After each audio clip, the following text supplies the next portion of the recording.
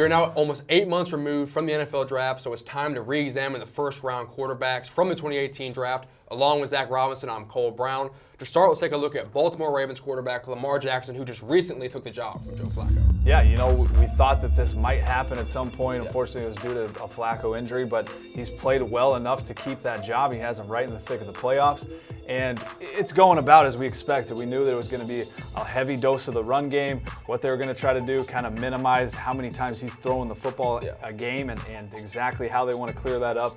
But they've done a good job with the RPOs, the things that he's comfortable with, and the zone reads, and then just kind of keeping everything in the middle of the field. He doesn't throw the ball outside the numbers particularly well, so you can see them game plan around that. But he still is making some throws in the pocket that you see the flashes.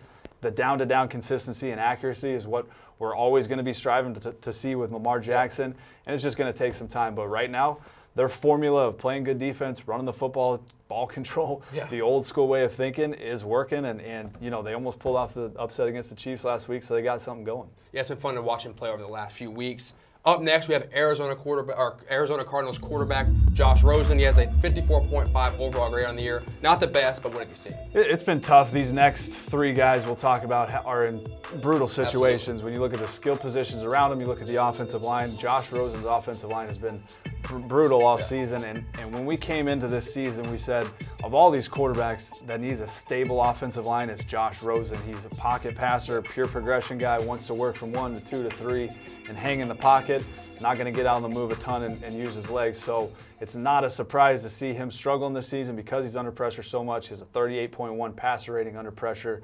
It's just been a tough go for him. So they got a lot to build, try to build around this guy, and it starts with the offensive line, and then they'll kind of develop the playmakers after that.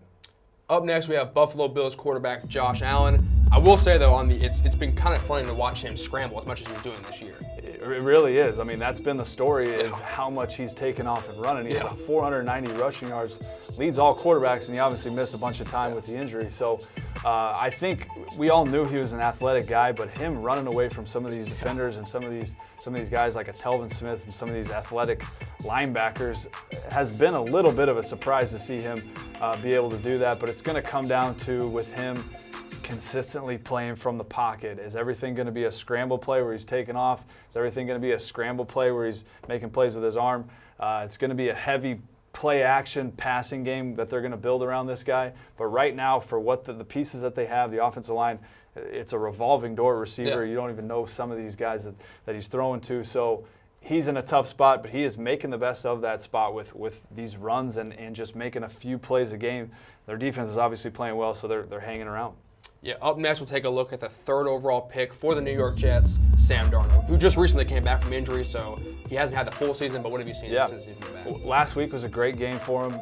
Comes back, beats the Bills off the injury. I think he still looks banged up. You can see him limping around a little bit at times, but similar story to the previous two guys. Tough spot. The offensive line, there's not many guys to throw to. Robbie Anderson hasn't really played that well this season. They haven't clicked. And so you're looking at a total rebuild on that offense. But it's a similar story for these guys. They're all struggling under pressure.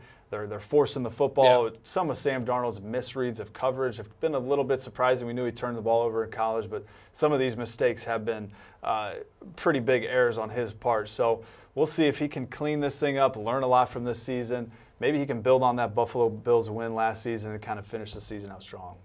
And last but not least, Cleveland Browns quarterback Baker Mayfield, currently a top 10 quarterback in our system, and has been the best of the bunch. Yeah, no doubt. He's playing like a top 10 quarterback, like you said. And you take out a few weeks of the season, you take out the Chargers game, the Steelers game, some teams that gave him some tough blitz looks, even the Texans a few weeks ago, good schemes and stuff that he hadn't seen. You take those games out, and you could argue that he's been a top 7 guy, top 8 guy all season long. They make the coaching change. He's playing with a ton of confidence, kind of got that group rolling. The big-time throws have been there. Number 3 in adjusted completion percentage on deep passes. Just playing really, really sound across the board. Offensive line's in pretty good shape. Playmakers, they definitely need another guy besides Jarvis Landry, but he is making the most of this situation in Cleveland, and hey, they're winning some games finally. Yeah. Well, I'm excited to watch all these guys continue for this season as well as for the future of these guys. That wraps up our rookie quarterbacks update. Make sure to like this video as well as subscribe for future videos.